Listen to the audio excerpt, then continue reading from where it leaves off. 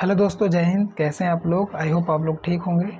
दोस्तों, कई दिनों से मैं था नहीं, मैं इसलिए क्लास नहीं ला पा रहा था, बट अब से रेगुलर क्लास अपलोड होगी और ये इस सेशन की तीसरी क्लास होगी, जो कि अब मैं बता दूं आपको, फिजिक्स का एमसीक्यू चल रहा है। जो ग्रीन वाली लूसेंट है उसका मैं सब्जेक्ट वाइज एमसीक्यू करा रहा हूँ। दोस्तों, आप कहीं से भी थ्योरी पढ़ कर आएंगे तो आपको प्रैक्टिस करने में कोई दुविधा नहीं होगी, कोई टेस्ट सीरीज करने की ज़रूरत नहीं होती।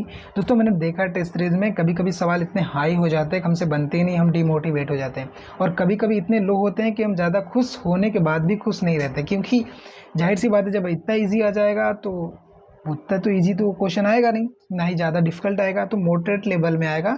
तो इसलिए अगर हम टेस्ट सीरीज की जगह हम एमसीक्यू बेस पर हम पीवाई को सॉल्व करते हैं या कोई एडवांस लेवल के क्वेश्चन होते हैं, तो उसके मामले में ए लूसेंट बुक है जो ग्रीन वाली, आप लोग को पता होगा। विदाउट इसके आप लोग तैयारी नहीं कर पाते हैं। ये रामबाण होती है भाई, स्टार्टिंग के जो बेसिक चीज़ें होती है ना। जो लूसेंट, ऐसा कौन सा विद्यार्थी जिसके टेबल पर लूसेंट बुक ना पड़ी हो। और ये एमसीक्यू बेस पे मैं करवा रहा हूँ, वो ग्रीन वाली लूसेंट जिसमें केवल एमसीक्यू है। दोस्तों, एमसीक्यू के मामले में इसके मुकाबले कोई ऐसी बुक अभी तक मार्केट में नहीं है जो इसका मुकाबला कर सके, वो भी सब्जेक्ट वाइज एक ही जगह पे मिल जाती है। तो एमसीक्यू करने में बहुत मज़ा आएगा। और जितनी प्रैक्टिस कर ले, आप थ्योरी पढ़ने के बाद अगर प्रैक्टिस ना करें तो कोई मतलब ही नहीं होता। दोस्तों, क्वेश्चन में यही रहता है एग्जाम में जाने के बाद कि ये होगा कि ये होगा, कन्फ्यूजिंग बना रहता है। इसलिए अगर हम प्रैक्टिस कर लें तो वो क्वेश्चन हमें देखते ही सही होने के चांसेस बहुत ज़्यादा हो जाते हैं। इसलिए प्रैक्टिस करना बहुत ज़रूरी है। प्रैक्टिस जैसे होता है ना कि नमक में भोजन के समान, नमक में अगर भोजन ना पड़े तो भोजन व्यर्थ हो जाएगा। तो वैसे अगर हम थ्योरी पढ़े, अगर प्रैक्टिस ना करें तो हमें कोई मतलब ही नहीं रहेगा क्वेश्चन का। क्वेश्चन आएगा और हम असमंजस में पढ़े रहेंगे और ऐसे में गलत कर चले जाएंगे, गलत कर दिया जाएगा और वो आप एग्ज़ाम से बाहर हो जाएंगे। तो मैं नहीं चाहता कि ये सबके साथ हो, इसलिए मैंने ये सीरीज़ मैंने स्टार्ट की है। मैंने साइंस से स्टार्ट किया है, उसके बाद मैंने अलग अलग जितने भी कोर्स सब्जेक्ट है जीएस के, मैं सब कंप्लीट करवा दूंगा। दोस्तों, बस आप लोग का थोड़ा साथ चाहिए।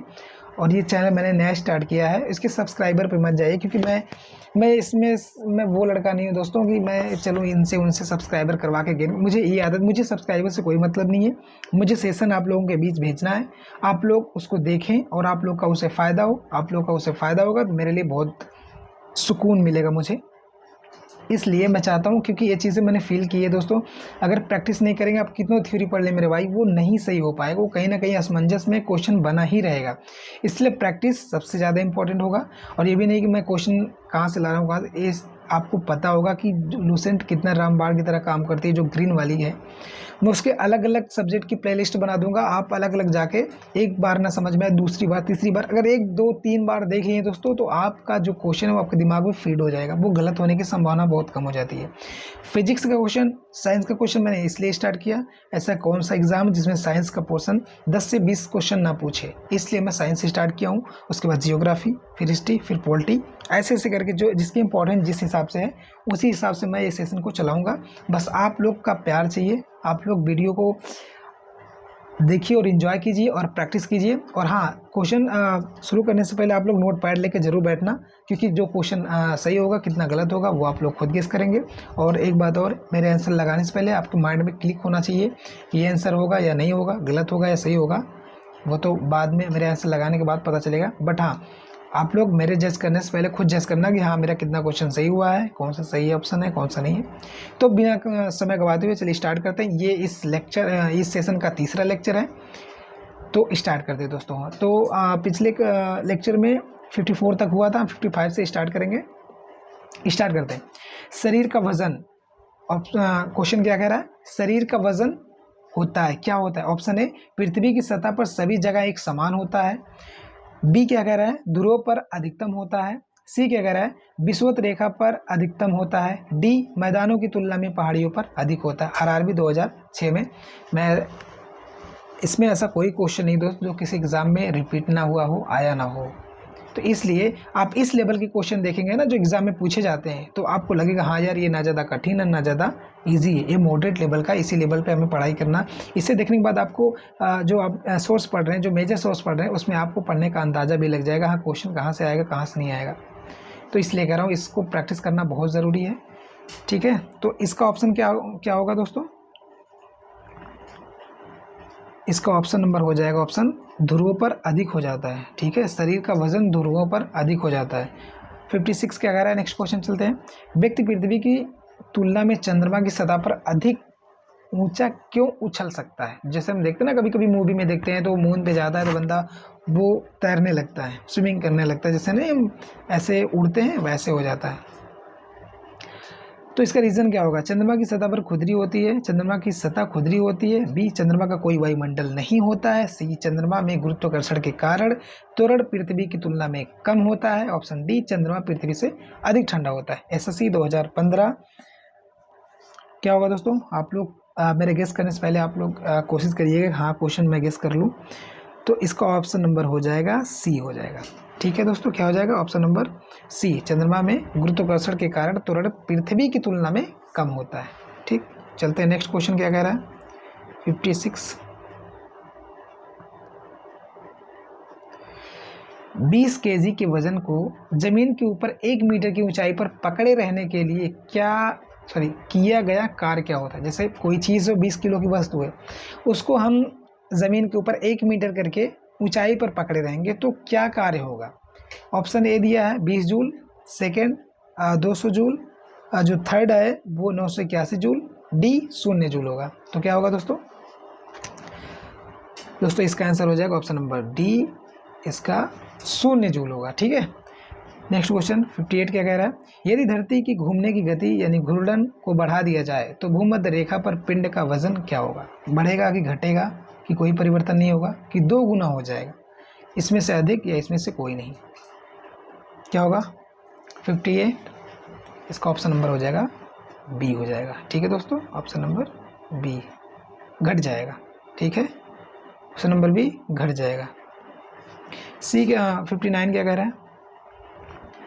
59 कह रहा है पहाड़ी पर चढ़ता एक व्यक्ति आगे की ओर झुक जाता है, ऐसा क्यों होता है? जैसे हम नहीं कहीं चलते हैं ऊंचाई पर तो आगे की तरफ झुक जाते हैं, उसका रीज़न क्या है? ऑप्शन ए तेज चल सके, बी फिसलने की संभावना कम हो जाए, सी शक्ति संरक्षण हेतु, डी अस्थायित्व बढ़ाने के लिए। तो क्या हो जाएगा दोस्तों? तो इसका ऑप्शन नंबर डी हो जाएगा, अस्थायित्व बढ़ाने के लिए। चलते हैं 60 क्या कह रहा है? पीसा की ऐतिहासिक मीनार तिरछी होते हुए भी नहीं गिरती है, क्या रीज़न है भाई? जो पीसा की ऐतिहासिक मीनार है वो तिरछी है तो ज़रूर, बट गिरती नहीं है, उसका रीज़न क्या होगा? ऑप्शन है इसके गुरुत्व केंद्र से जाने वाली ऊर्ध्वाधर रेखा आधार से होकर जाती है, बी इसके गुरुत्व केंद्र से होकर जाने वाली ऊर्ध्वाधर रेखा आधार से होकर नहीं जाती है, सी इसके पीछे ईश्वरीय प्रभाव या ईश्वरीय शक्ति है, डी यह एक आश्चर्य है। क्या होगा 60 का आंसर? 60 का आंसर हो जाएगा दोस्तों ऑप्शन नंबर ए हो जाएगा। ठीक है, चलते हैं 61 क्या कह रहा है? जाड़े की रातों में अत्यधिक ठंड पड़ने पर पानी की पाइप जो है फट क्यों जाती है? इसका रीज़न क्या है? हम देखते हैं जो नल होता है टुल्लू पंप में पाइप बांध के कहीं खेतों में ले जाते हैं सिंचाई करने के लिए, या हम घर में काम लाने के लिए उसको लेकर आते हैं, तो उसे हम पानी चलाकर छोड़ देते हैं, उसको हम रखते नहीं हैं, तो कहीं ना वो ठंडी में ना वो टाइट हो जाती है, टाइट होने के बाद चिड़क जाती है, चिड़कने के बाद फट जाती है। उसका रीज़न क्या होगा ये आपसे पूछ रहा है। ऑप्शन ए जमने के बाद पानी का घनत्व तो कम हो जाता है, बी जमने के बाद पानी कठोर हो जाता है अतः उसकी यह कठोरता पाइप को तोड़ देती है, सी जमने के बाद पानी का आयतन बढ़ जाता है, जमने के बाद पानी की पाइप का धातु गल जाता है। दोस्तों आप लोग को ऑप्शन में ही मुझे लगता है आंसर मिल जाना चाहिए। जैसे कोई चीज़ होता है जब उसका जो आयतन होता है जब बढ़ता है तो जाहिर सी बात है वो जब बढ़ेगा तो अगर उसका स्पेस कम है तो वो टाइट हो जाएगा। तो हम लोग देखते हैं ना टूलू वाली पाइप में कितना उसका स्पेस ही होता है। तो इसका आई होप आप लोग आंसर जान चुके होंगे, ऑप्शन नंबर सी होगा। जमने के बाद पानी का आयतन जब बढ़ता है तो वो पाइप फटने के कगार पे आ जाती है। ठीक है, चलते हैं नेक्स्ट क्वेश्चन 62 की तरफ चलते हैं। क्या कह रहा है? पानी से भरी डार्ट लगी बोतल जमने पर टूट जाएगी क्योंकि रीज़न क्या है? यह जमने पर बोतल सिकुड़ती है, जमने पर जल का आयतन घट जाता है, या जमने पर जल का आयतन बढ़ जाता है, डी कांच ऊष्मा का कुचालक है। दोस्तों आई होप ये क्वेश्चन बिल्कुल नहीं गलत होना चाहिए, क्योंकि ये क्वेश्चन जो अभी 61 वाला किए जस्ट उसी के आधार पे क्वेश्चन है। IAS 1994 में पूछा गया क्वेश्चन दोस्तों। आजकल का पैटर्न ये है कि जो वन लाइनर यूपीएससी के क्वेश्चन है उसको भी आजकल फॉर्म में डाला जा रहा है, यूपी पीसीएस आरओ या आरओ। ये हर एग्ज़ाम में आपको काम आने वाली है, हर एग्ज़ाम में दोस्तों, इसलिए आप लोग एंजॉय करिए इस क्लास को, ठीक है दोस्तों। इसमें क्या होगा, जमने पर जल का आयतन क्या हो जाएगा, फिर से इसका आयतन बढ़ेगा दोस्तों। जब आयतन बढ़ेगा तो कोई चीज़ हो, जब उसका स्पेस ज़्यादा नहीं होगा तो वो टूटे या फटेगी, यही हो सकता है। तो इसका ऑप्शन हो जाएगा सी। 63 क्या कह रहा है, जल के आयतन में क्या परिवर्तन होगा यदि तापमान 9 डिग्री सेल्सियस है वह 3 डिग्री सेल्सियस हो जाएगा। इसका रीज़न क्या है, ए आयतन में कोई परिवर्तन नहीं होगा, बी आयतन पहले बढ़ेगा और बाद में घटेगा, ऑप्शन सी आयतन पहले घटेगा और बाद में बढ़ेगा, डी पानी जम जाएगा। तो इसका ऑप्शन हो जाएगा ऑप्शन नंबर, पहले जो आयतन है वो घटेगा फिर बाद में क्या होगा, बढ़ेगा, ठीक है, ऑप्शन नंबर सी हो जाएगा। 64 क्या कह रहा है, 64 कह रहा है एक झील में तैरने वाली इस्पात की नाव के लिए नाव द्वारा विस्थापित पानी का भार कितना है, ए नाव के भार से कम, बी नाव के भार से ज़्यादा, सी नाव के उस भाग के भार के बराबर जो झील में पानी की सतह के नीचे है, डी नाव भार के बराबर। 64 का आंसर क्या होगा, आप लोग जवाब दीजिए। तो दोस्तों इसका आंसर ऑप्शन नंबर सी हो जाएगा, ठीक है, नाव के उस भाग के भार के बराबर जो झील के पानी की सतह के नीचे है, NDA 2012। हर एक क्वेश्चन आपको इसमें देखने को मिलेंगे। 65 थोड़ा सा क्वेश्चन कट गया है दोस्तों, माफ़ी चाहूँगा, बट मैं ऑप्शन आपको बोल दूंगा, आप लोग गेस करिएगा। किसी कालीन की सफाई के लिए यदि उसे छड़ी से पीटा जाए, किसी चीज़ की सफाई के लिए अगर उसे छड़ी से पीटा जाता है तो उसमें कौन सा नियम काम करता है, गति का कौन सा नियम काम करता है, पहला, दूसरा, तीसरा या इसमें से कोई नहीं।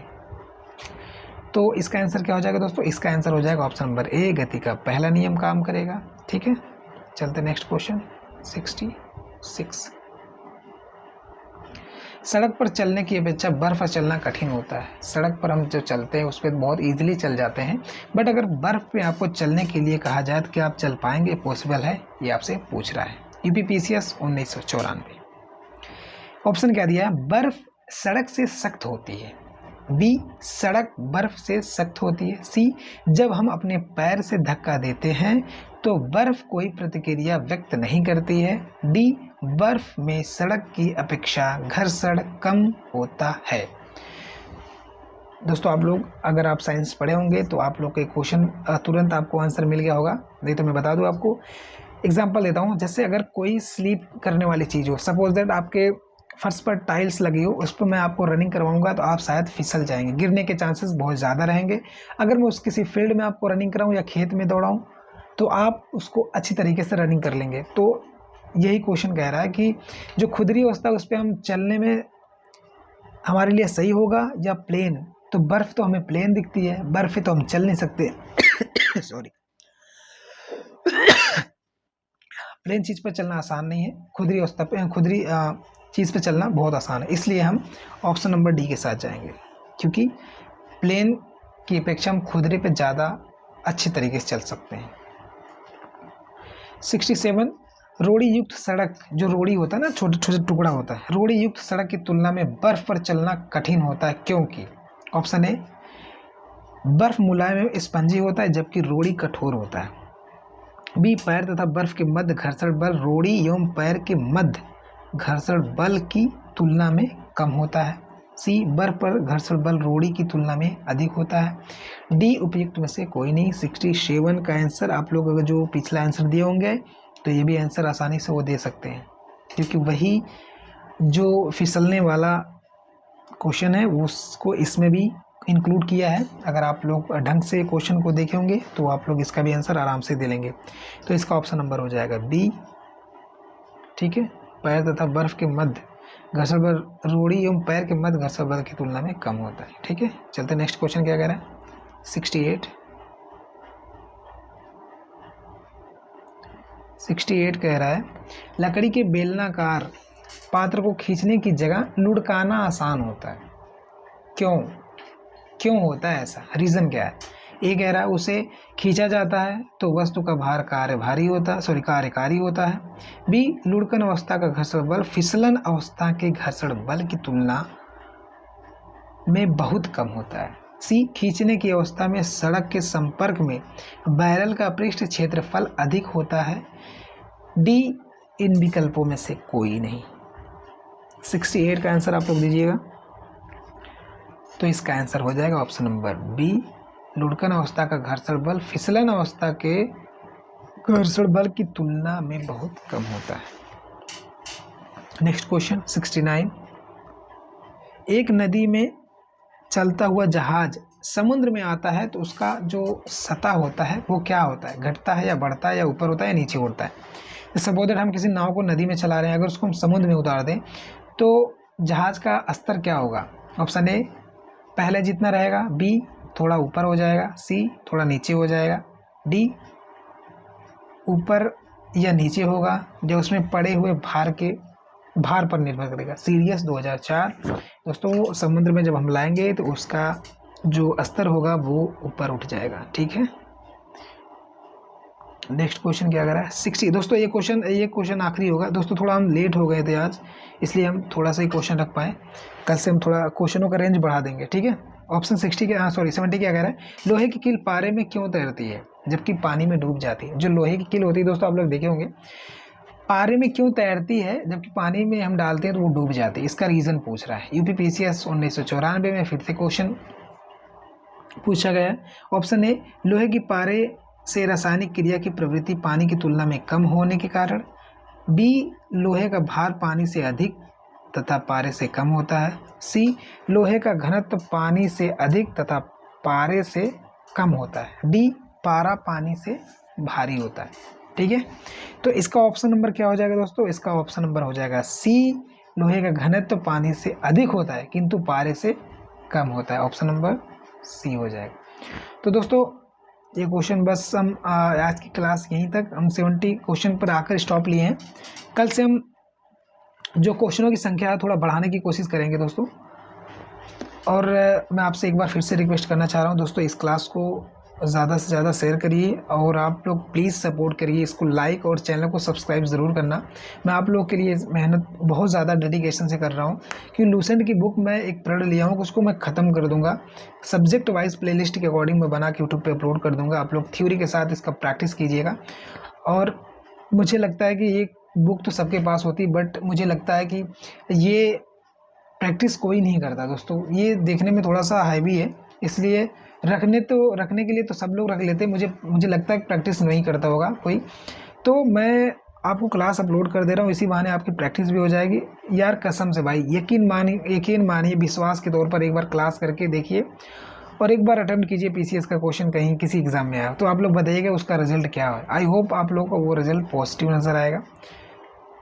कई बार टेस्ट सीरीज में देखते हैं टेस्ट सीरीज के लेवल इतना हाई होता है कि हमसे क्वेश्चन बनते ही नहीं। कभी कभी इजी होता है तो क्वेश्चन हो भी जाता है, तब भी हम खुश रहकर भी खुश नहीं होते हैं, क्योंकि इतना हम जानते हैं कि इतना इजी भी नहीं आएगा ना ही उतना कठिन भी आएगा। जब हम इस लेवल की क्वेश्चन देखते हैं तो हमको समझ में आता है कि हाँ ये क्वेश्चन, क्योंकि ये एग्ज़ाम के बेस पे होता है ना दोस्तों, क्योंकि एग्ज़ाम इसी तरीके से क्वेश्चन पूछता है, ना ज़्यादा ईजी ना ज़्यादा कठिन पूछता है। तो अगर लेवल पे क्वेश्चन रहता है तो आपको करने में मज़ा आती है। ठीक है दोस्तों, तो आज का क्लास बस यहीं, कल से हम फिर से स्टार्ट आएंगे। अब कल से फिर से आप लोग इसी सेशन के साथ बने रहिएगा। तो हम ये क्वेश्चन हम स्टार्ट इसलिए किए ताकि आप लोग को टेस्ट सीरीज़ जो करते हैं ना उसकी भी ज़रूरत ना पड़े, इसी से आप प्रैक्टिस कर ले सब्जेक्ट वाइज। तो आपको टेस्ट सीरीज़ पर भागने या इधर उधर का सोर्स करने से कोई ज़रूरत नहीं है। आप लोग मेन मेजर सब्जेक्ट आप लोग पढ़िए और प्रैक्टिस यहाँ से कीजिए। दोस्तों लूसेंट के मुकाबले आज तक कोई बुक अभी तक नहीं बनी है एमसीक्यू बेस पर, अगर मैं बात करूँ क्वेश्चन प्रैक्टिस के लिए। तो दोस्तों कल फिर से मिलते हैं इसी सेशन में। और मैं सब्जेक्ट साइंस स्टार्ट किया हूँ। साइंस का वेटेज हमेशा दोस्तों किसी ना किसी एग्जाम में देखे होंगे कि साइंस का वेटेज हमेशा 10 से 20 क्वेश्चन की रेंज में रहता है। तो साइंस अगर हमारा ढंग से हो जाता है तो कम से कम आधा 30 से 40% हमारा एक ही सब्जेक्ट से कवर हो जाता है। इसलिए मैं यहाँ से स्टार्ट किया, फिर उसके बाद हम नेक्स्ट करेंगे जियोग्राफी, फिर हिस्ट्री, पॉलिटी, ऐसे करके हम जितने जीएस के सेक्शन है मैं सबको कंप्लीट करवा दूंगा। बस आप लोग हमें सपोर्ट कीजिए दोस्तों, आप लोग की सपोर्ट की ज़रूरत है। तो दोस्तों चलते हैं अब स्टॉप करते हैं क्लास को यहीं पे, मिलते हैं फिर से नेक्स्ट वीडियो में। तब तक के लिए जय हिंद, वंदे मातरम।